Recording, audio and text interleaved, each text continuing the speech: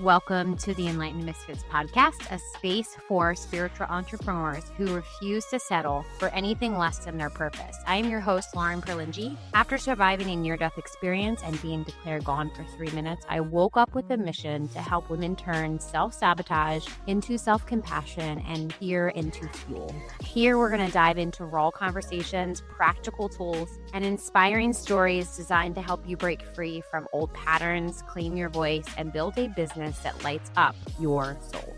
If you've ever felt like you don't fit the mold, you're in the right place. This is where Misfits rise into their power. Welcome back to the Enlightened Misfits podcast, the space where we drop our mask, honor our truth, and rise into who we are always meant to be. I am your host, Lauren Perlingi, an intuitive human design business guide, trauma-informed healer, and mentor for new earth leaders. Today's guest is somebody whose story resonates deeply with me. Anu, welcome. So happy to have you here with us. Your story resonates so deeply with me, and I know it will with all of the listeners, or many of the listeners, I should say. Anu, could you take us through your journey and how everything unfolded for you? Beautiful. Thank you so much for having me on. It's such an honor to be on this podcast and to be with you today, Lauren. You're such a ray of light. I love it. So yeah, for anyone who is listening, hi, my name's Anu. I am the founder of Victim to Victor, which is a platform dedicated for survivors of childhood sexual abuse as well as domestic violence. And the whole aim of my whole brand is to be a healing and support for those who have also endured these traumatic experiences. And I did actually release a book back in 2020 of the same name. And a year after that, I also started a podcast of the same name as well, because it just became my soul's purpose and, my whole mission to actually draw light on the consequences of traumatic experiences from early childhood and just the trauma cycle that we end up in, because there was just so many years of my life where I wasn't understanding why I was the way I was. And there was just so much confusion in the people that I was drawing into my life and the relationships that I was entering into. They were just damaging me even more because they were just full of toxicity. And so I just thought that was my life. I was just doomed to fail and doomed to be depressed and just doomed to be with these kind of people. And it was only really in my mid-30s that I started to uncover, why these sequence of events were occurring. And it all was down to the fact that I was sexually abused at the age of 3. And so that when you're abused at such a young age, it basically forms a whole worldview where you don't trust anybody, and you are suppressed. You don't feel like you can open up about anything, and so your communication skills are really bad. And then it was only really as I was getting older and I started to suffer from depression, anxiety. I wanted to end my life, and I had so many episodes of suicide as well, even like to the point that I actually jumped off a building and I survived, strangely. And also a few cases of overdose as well, where I'd end up in A&E. But the thing is, it was so weird because I'd wake up from these, from obviously when I gained consciousness, and I'd wake up and I'd be so blasé about it and just laugh it off like it was just something funny. And the nurses and doctors would just look at me and be like, "Are you for real? You nearly died." But I had zero value for my life. My self-esteem was rock bottom, and so I didn't want to be alive. I probably would have been happy if I'd have died back then. And it's just so sad, when I look back and I just think, wow, all this was because I was sexually abused and nobody really listened to me or understood me and believed me. And so I just grew up just feeling alone and isolated, and I'd lost my whole identity. So yeah, and this is why I wanted to then shed light on trauma and PTSD and really hit home on the symptoms of what happens to you, if you are abused as a child. And so, yeah, that's been my life's mission. And I'm now creating a lot of videos on social media about it all. And I know that my message is really hitting home because there's so many people who are struggling right now. A lot of my messaging in the past year has gone towards relationships because, again, the fact that I was entering into these toxic relationships, it was all because of the fact that that's who all I felt like I deserved. I don't feel like I deserved a healthy relationship. And so a lot of my content in the past year has been about relationships, really, rather than just kind of surviving trauma and PTSD. And so, yeah, I just feel like it's just an evolution of education that, that I'm sharing out there. And I'm also now helping people through my coaching platform as well, which I'm really, really honored to be able to do. And yeah, that's basically me in a nutshell. Well, thank you for being so courageous and sharing that. And I know, as you know, that it can be scary sometimes, even now, of just kind of sharing a little bit about, who you are and where you came from and, your survivor's journey to, at this point from before to that after. So can you kind of you touched a little bit about this. What was like the turning point of seeing yourself not as like that victim of your story, more to be like that victor or like the author of your own healing? So, I remember this clearly because I'm developing a movie called Silent Screams, and that title is all based around this turning point. It was basically when I hit rock bottom. So I'd just been in these real horrible relationships. It was like one after the other because I basically felt like I needed a man in my life to validate me because I had zero self-esteem and I had zero validation for myself. And so obviously when you're in that low vibrational frequency, you're going to then draw low vibe people into your life. And so I was drawing all these real low vibe men into my life. Like the first one was an alcoholic, and then the second one was addicted to smoking weed. And they were both equally as crazy because they'd be like punching holes through my apartment walls and stuff, and there'd be police involved. And then I was basically away for the weekend with one of the, well, it wasn't with one of the partners. It was I was trying to get away from one of the partners, Yeah. and then when I got back, I found like my whole property had just been absolutely vandalized, and as in like my sofas were like slashed with knives. He'd smeared like fish, like he'd bought these fish cans, and because they really smell like anchovies and stuff, and he'd smeared Oh that yeah, all. yeah, Yeah, so he smeared that all over my clothes, within my drawers.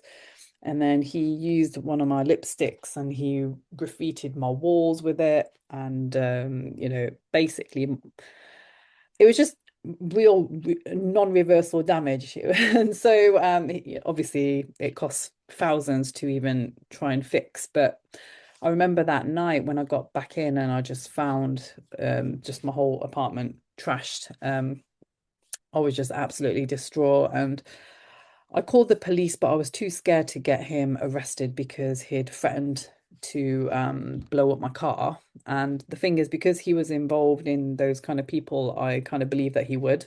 So I never pressed charges, and by that point, I didn't really have many people that I could really go to for help because everybody just thought I was a burden. And so I just felt so alone. And that night, when I did finally get some sleep, I woke up at like 4 a.m. in the morning to a load of screaming. Oh my God, it was like there was witches, and it was like there were spirits crying. It was like, ah. And I realized it was my soul crying. Like it was literally my soul was in so much distress, and it was just a horrible experience, to be honest, to be woken up. And then I literally cried for hours, when I woke up. And so that's when I realized that, something had to change. I couldn't continue that way. And it was actually at that point that I decided to leave the city where I was in, and that was Manchester. So I think just being away from the city would have been half of the battle, because then I was out of danger. And so the coming week, I made plans to literally leave the city. And then, yeah, from then on, I wouldn't say it was a uphill journey then, because it was like it was, what they say about healing, it's like a up, down, up, down. So even though I went and I started my healing work, I still had so many lessons to learn. So I feel like the universe still kind of brought me back into more toxic relationships to then learn more. So after that, I did have two more toxic relationships. But at that point, I was in a better headspace to deal with it and to fight, to actually fight. And I did fight. And because with one of them, I took him to court because he financially abused me. Like, he basically used my credit card to buy himself a very expensive watch. And then like to the judge, he said, oh, it was a gift, but I had so much evidence that it wasn't a gift. And so he's still paying me back till this day. So that was a victory that I was very happy to have achieved, because that was not my first ever kind of feeling of victory, because up until that point I was just a victim. It was like, poor me, like tears. But then just actually winning in court, I was like, Yeah. whoa, this feels so blissful. And then hence my brand, victim to victor. Yes. So Yeah. yeah. Yeah, that was like literally gonna be my next question, because I feel like the listeners could be wherever they are in their journey of Mm, that victim mindset. And I feel like for me, if I'm speaking on my experience, I sometimes go back there a little bit and I'm like, whoa, whoa, whoa. Like, let's figure out how what's like working, or let me not focus on like the negative or like what's not happening, like what's working or the how. The universe never tells you how to figure out the how. It's just like do what you need to do, kind of thing. So when you yeah. had said about the victory, because same thing, very similar thing, for me it was more about fighting for my daughter's safety, and Mm, fighting her, bio dad in court, and the turmoil and the just the chaos and just the high conflict and like all of the things, because he yeah. was one of my abusers, and to stop that cycle to happen to my daughter, Mm, that, like you said, even though going through all of those motions and like going to court and having to have to deal with all of that, and that's not easy. no. That's more of like, let's put let's get justice, that type of, not not from an ego place either. My Okay. purpose was to make sure my daughter was safe for the rest of her life, Mm, like not mm. for me, but then it was just like, oh, and this is what's going to happen for you, and that type of thing. So can you kind of walk somebody through maybe how that looked, or how that looks from that victim, poor me, I'm, because we all start in that, I call it the drama triangle. I think it's actually the Yeah. trauma triangle, but I Oh, just no. say drama because it's just it's just what it is. It's literally you're stuck in that triangle of like, you're the victim or you were the victim, now you're the perpetrator, now it's like that constant cycle. And like, can you kind of explain how you got out, or how somebody can get out of that? Absolutely. So it all starts from doing the work. And what I mean by that is the inner work that you need to do. And even though I was healing, I had an amazing healer who was doing Reiki energy healing on me, unblocking my chakras, and a lot was coming out. That was fantastic work, because then that set me on this spiritual journey then, where I started to understand myself. I started to understand my identity. And then after that, after doing like the spiritual work, I then went on to do my personal development work, which was really the kind of the key for me. It was like, without my personal development I would never have had that victorious mindset. And so I did follow a lot of Tony Robbins events. I mean, he's like one of the gurus in personal development and NLP coaching. And from his work, I started to understand about the human needs. What what needs do we need within ourselves to make us feel fulfilled and make us happy in life? And so there was a lot that I uncovered around the needs because you got the significance, which is a feeling of importance. You got your variety. You got feeling of the fact that we're contributing towards the world. There's connection and love and stability. So there's like six main ones. And then on the back end of that, what I realized was that at the time, my top need was that I needed to feel important. I needed to feel significant because for me that was validation. A lot of it came externally as well, which is why I'd always been real hard worker, a grafter, just always trying to strive and really achieve. And I'd do that at the point where I'd burn out. I was literally doing 80-hour weeks a majority of my life up until that point where I was working like my day job in sales, smashing my targets, even hitting like 256% sales versus target because that made me feel amazing. And then I also had my side hustle, which was like an education business, which I was doing in the evenings and weekends. And I was just putting in so many hours just to make loads of money because money made me feel important as well. Yeah. And it's interesting because I realized that it wasn't making me happy though. I still felt so empty. My relationships were crap. People I was drawing into my life were crap because obviously I was running off a need which wasn't satisfying me. And so I knew that that had to change.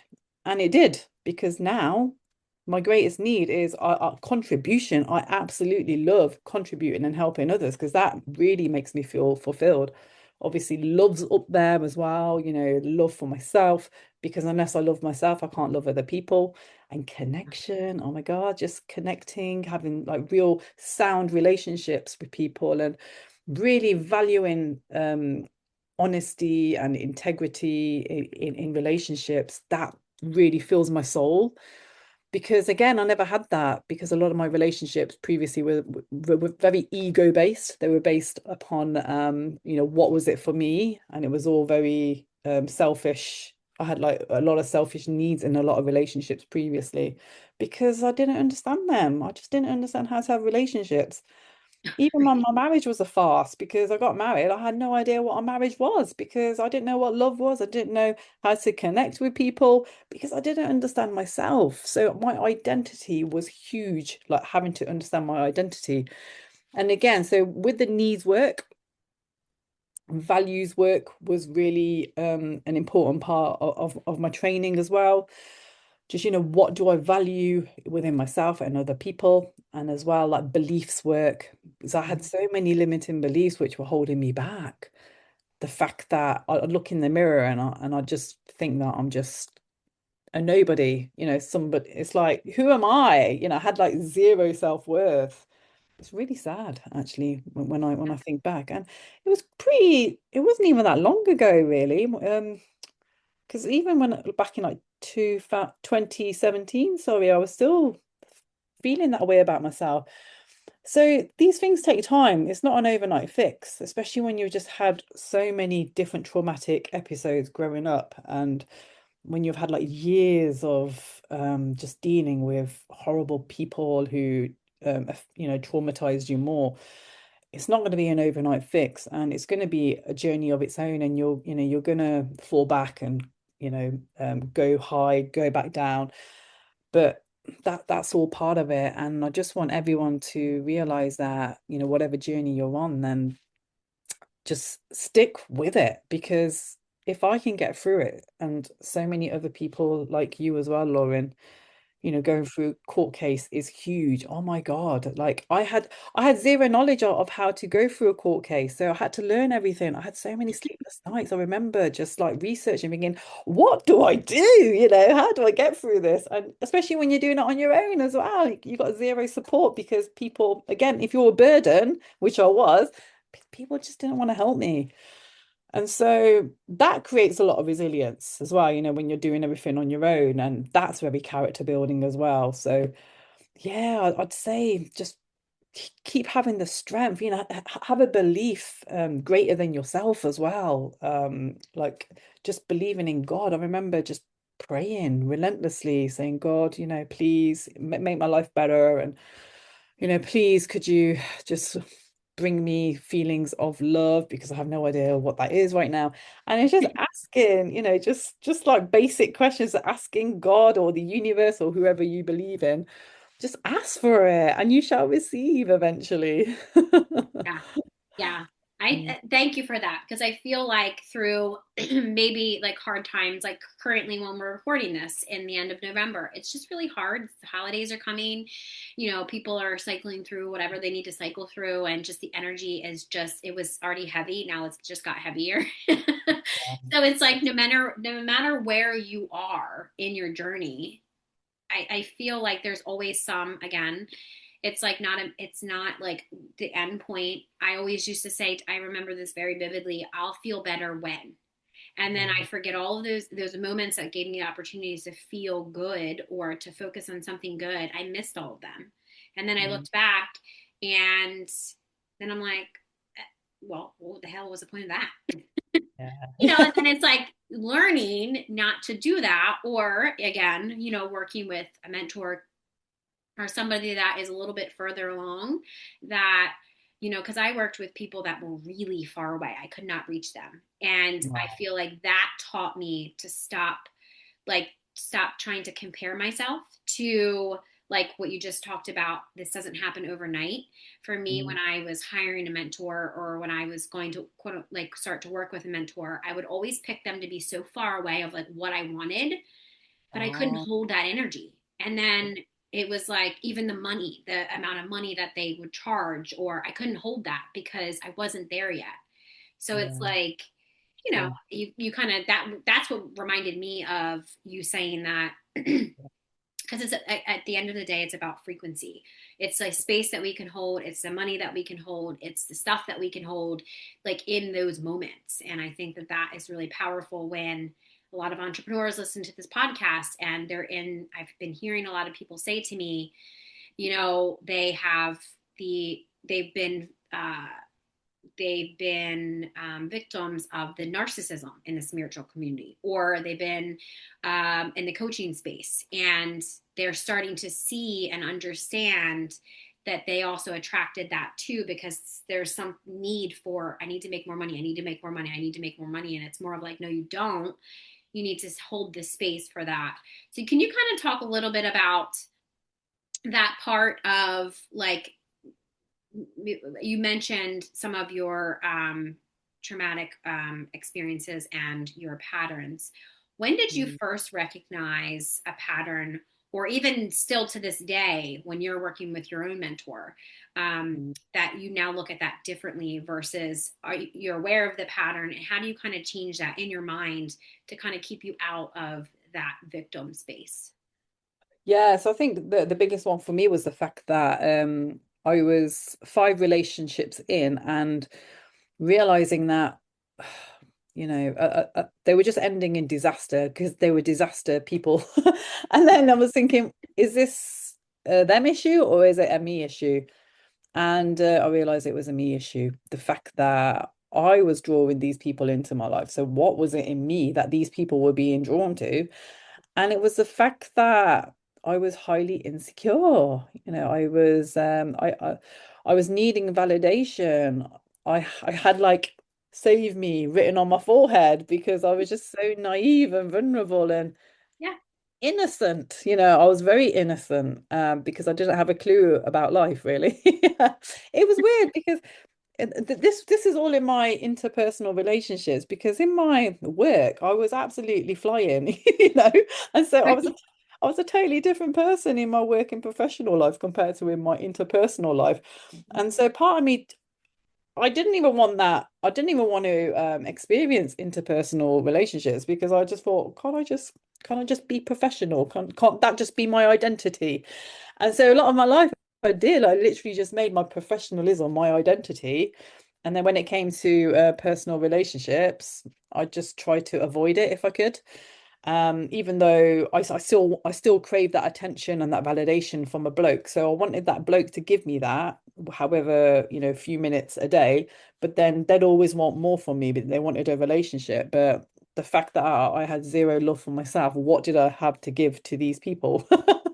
So that was a huge realization by the fifth guy. So after my narcissistic ex, I mean, these guys, even though they may not have been diagnosed it, they had these tendencies Right. of Right. yeah, Right.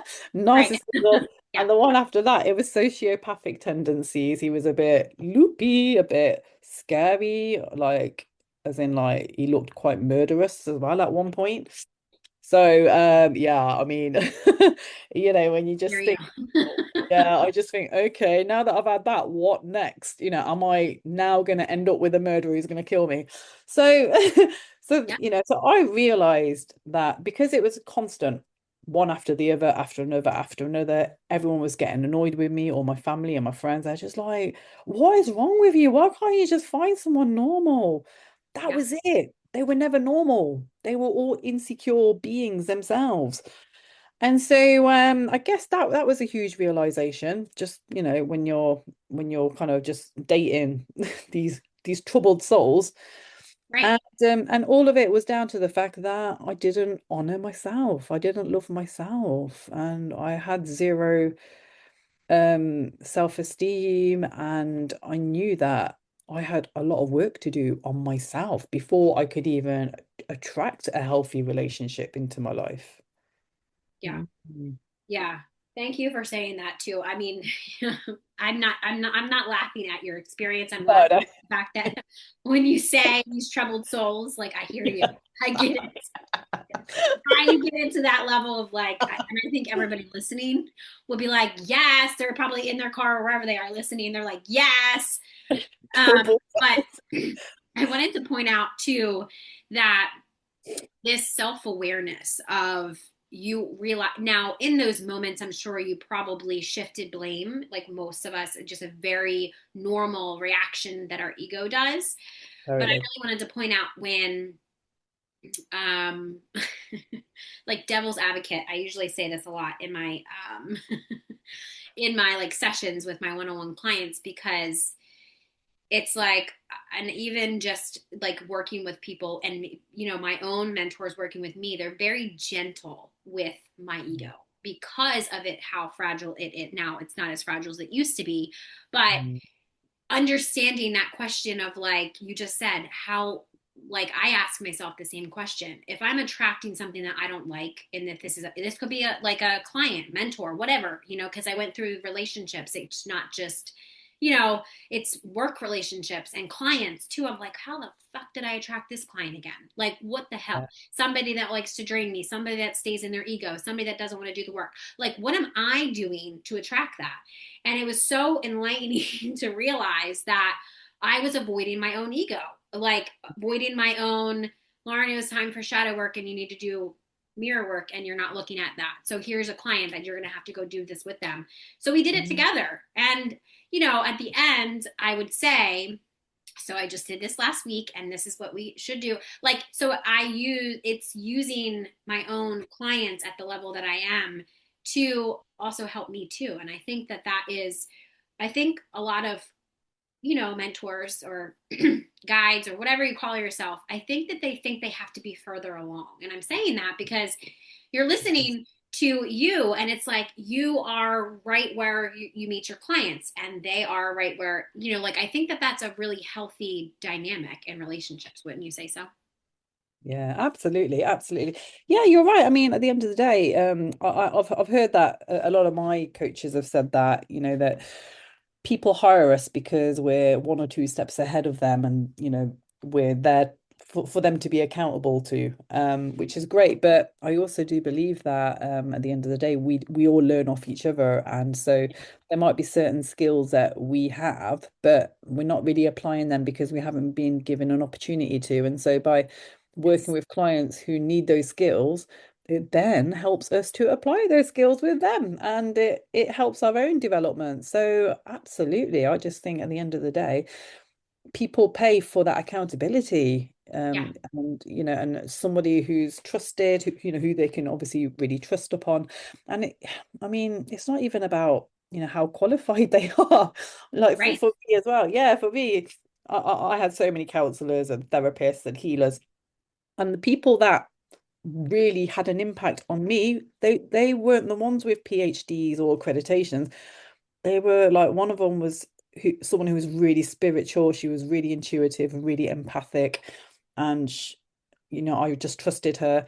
And obviously, the other one was Tony Robbins. Again, he hasn't, he's been trained by, like, the world's amazingest NLP coach, but even with him, these were impactful people in my life who I absolutely really appreciated having. So yeah. Yeah. Yeah. Like he's like, it's a big, and I feel like watching Tony Robbins over the years, I mean, he also has been very clear about his own ego, about how things Mm. were very, like a couple of years ago, very ego driven, and then more opening. He's very open about that stuff, of like the journey. Because, like, depending on where you came from, your ego has protected you this far. And it's, for me, is what I learned is my mentors, they sometimes weren't, or were, or whatever lesson I needed to learn, that they weren't gentle with my ego. And Yeah. I feel like when you come from a place of somebody that has deep trauma and PTSD and abuse that started when they were 4, 5, 3, 4, 5, 6, you're going Yeah. back to that place. And you don't want them to relive that trauma, but you have to be gentle with them, just like you're gentle with a child, you know? And I think Yes. through the years, I was not gentle with myself. And again, I was not gentle with other people. And it's like seeing that is where I remember people saying when I used to work in healthcare about, Lauren, you're so miserable and this and that. And it's just like, shit, I am miserable. Like, Yeah. now I can look back on that. Before, I would get immediately triggered and it would get defensive, and I'm like, shift the blame and shame and all the things of like immediately reacting, versus now just giving that space to, you're right, because I'm self-aware of it. And I feel like that is a huge place from, cultural, conditioning, or maybe, not understanding my own limiting beliefs or anything like that, like coming from that dark place of healing. Because now these people that I used to work with, and like they listen to my story and they're like, why didn't Lauren say anything? And I would respond back, there's not a need for it. I went through what I went through to get to where I am now. Same thing, literally what you said earlier. And I think that is, I can turn it into dark humor probably right now. Before, Yeah, me probably too. not. Yeah. Oh my God, me too. Yes. Yeah. Yeah. And yeah, it is very crazy. And that's obviously the sign that, we're healed, because yeah, You can laugh because about it. No, yeah, like that's why I wanted to say I'm not laughing at your experience. oh, I'm yeah, laughing because I get it. Like I get totally. Yeah, it. absolutely. Those And plus, dark places, I get it.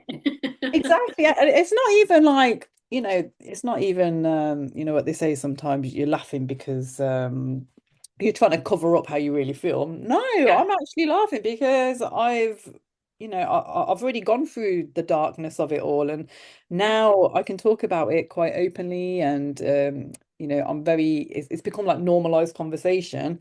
And that's obviously why we're here, aren't we? We're here to normalize these conversations so that they're Right. not a stigma and people aren't ashamed of talking about them, because it's real life stuff and it's happening. People shouldn't be embarrassed. And that's exactly what I want to educate my kids about as well, that, just have these open conversations.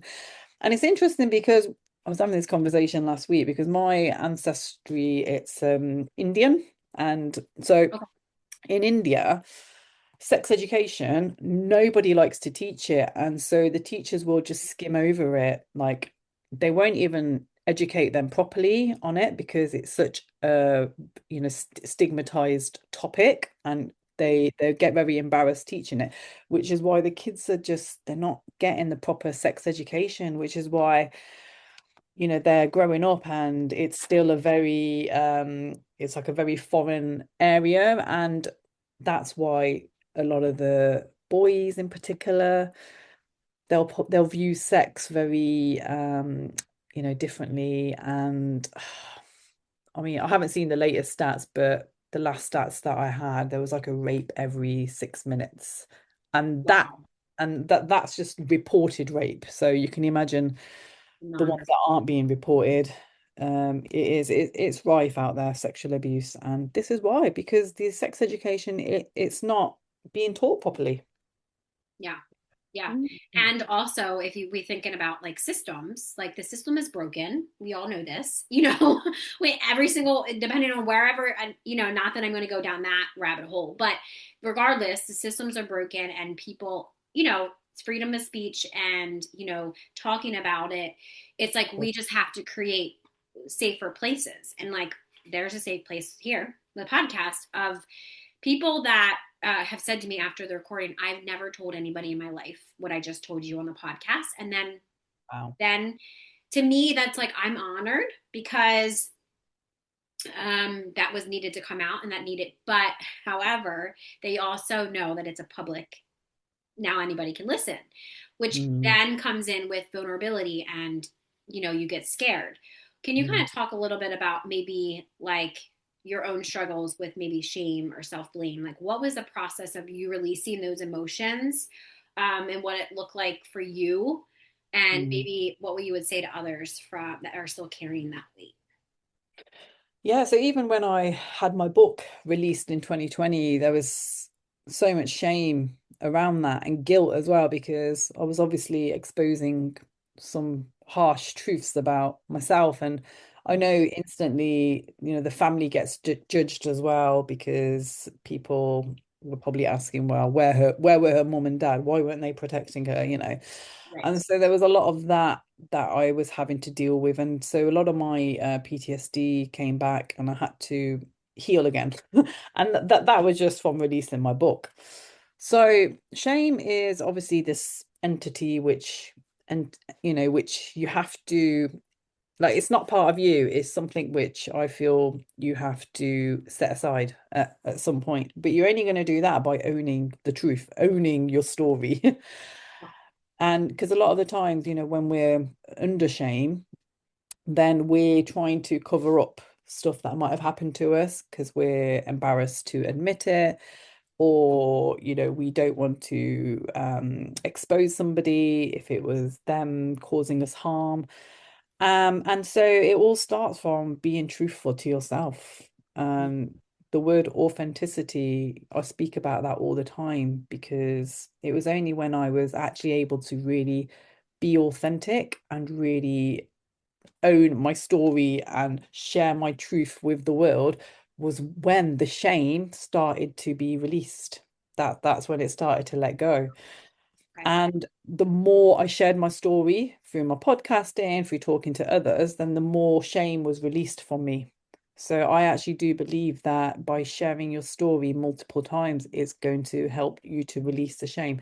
And it's also just owning it, not feeling embarrassed, because whatever happened to us as a child, don't forget we were children. We didn't ask for that. Stuff happened to us out of, it wasn't consented, and it couldn't really be controlled, because especially if it was an adult perpetrator, then it's their fault, that they should have known better. It was them who caused you harm, so they're the ones that should be carrying the shame, not you. And that's another one where we say, it wasn't your shame to carry at all, it was their shame to carry.